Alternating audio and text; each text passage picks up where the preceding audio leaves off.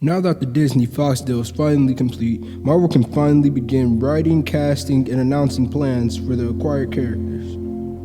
Seeing the completion of this deal really made me think. I remember as a kid watching the first X-Men and Spider-Man movies before I realized anything about the different studios, just imagining watching these heroes team up and go on adventures together. The same adventures I'd seen in video games, comic books, and TV shows. Now that is finally a possibility that will inevitably be put into film one day, I can't help but to think, with the expansive history and continuity of the MCU, how would these characters even fit into the MCU? Okay, so I'm gonna start with the easy one, which in all isn't even that easy to integrate itself, the Fantastic Four. Now, I've heard multiple theories about how these guys can be integrated, spanning from temporal displacement to a full-fledged origin, introducing these guys freshly. And in my opinion, I think an origin, or at least a semi-origin story, something like Homecoming or even The Incredible Hulk, could work for these guys. Maybe a little glance past their origin with an opening credit scene or little explanation of the origin could work wonderfully here. Without a question, liberties will be taken towards their origin. But this isn't that video, so to make it quick, maybe they could be exploring a planet or researching some part of space or a planet after the snap and boom superpowers. Maybe even they could be from the quantum realm. Maybe they got trapped in the quantum realm, they've been there all this time, and over time they developed superpowers. But other than the powers, another interesting thing would be the question of why Reed hasn't shown up so far in this universe. Obviously, the quantum realm would explain itself right there, but if we were doing an origin with them researching a planet in space, it would be interesting to know why haven't we heard or seen Reed so far in the universe. I mean, Reed Richards is one of the smartest people on the planet, if not the smartest. So where has he been this whole time? Why haven't we heard of him? I think a really good and easy way to introduce and explain Reed's absence would be that he was close friends with Tony, but upon finding out about the weapon stealing he was doing, decided to back away from it. Back away from a lot, and maybe even it's during this time, anywhere from 2008 to 2018, where the gang get their powers, and this may be their first time going on an adventure of this sort, this proportion. Just like how in Homecoming, Spidey had his powers for a while, he'd been a hero for a while, stopping a bunch of local crimes, but the Vulture was his first official bad guy, his first villain. That could be a good introduction, maybe fighting a villain like Mole Man or Annihilus, or even the Super Skrull. Just keep Doctor Doom for a sequel or something. He could definitely be a bigger villain in this whole entire universe. Now for the X-Men, which is admittedly far more difficult to bring in than the Fantastic Four. The X-Men universe alone is about as massive as the Marvel universe without it, so that could be tricky, especially introducing a whole species of mutants who without a doubt would be a huge and extensive history-wise, honestly.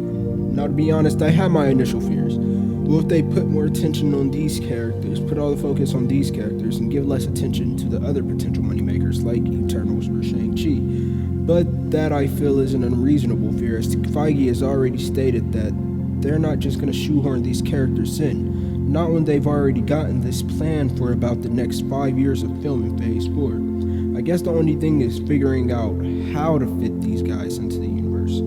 The best theory for these guys I've heard is the sudden rise in mutant population. Link it to the snap somehow. When the 50% of the population came back, maybe pieces of their genetic code were ruptured or changed, and the X gene just got there. I don't know, explain it somehow. There will be those guys who have been mutants like Wolverine, Professor X, Magneto, but for the most part, mutant kind is a very new and scary thing for people. What if Homo sapiens are going extinct? Some of these mutants, like villains in the past, can use their powers for nefarious purposes. I also think that Wolverine shouldn't be in the first X-Men film. You could debut him in a solo film or even in some other film, but debuting him in the first X-Men film is a no-go for me. I'd really like to see the rest of the X-Men get fleshed out, because we spent so much time focusing on Wolverine. So much time focusing on what's Wolverine doing, what's this guy.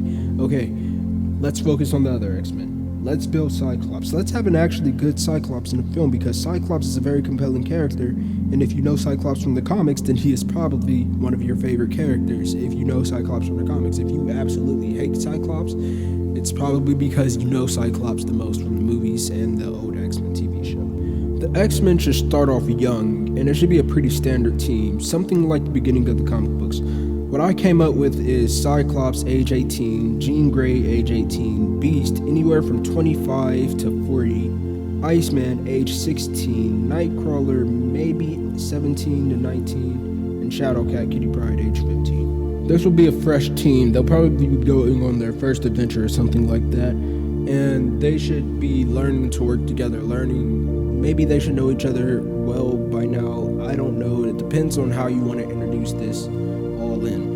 But this should be their first adventure, their first big adventure.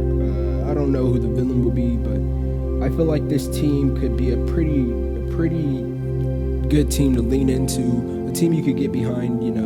I feel like this works, and I feel like it could really work to help bring the X-Men in and to introduce a really good team, a cast of characters that we can follow for a while. And you could always add characters, change characters out in the future for other characters. Say Storm is introduced in the second film or third film or something.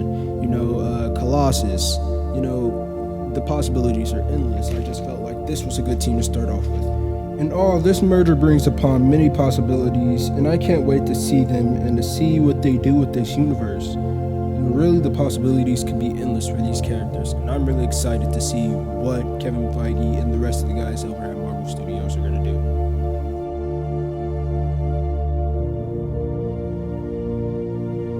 Thanks for watching another video, guys. If you want more of me and video updates, you can follow me on social media, links down below.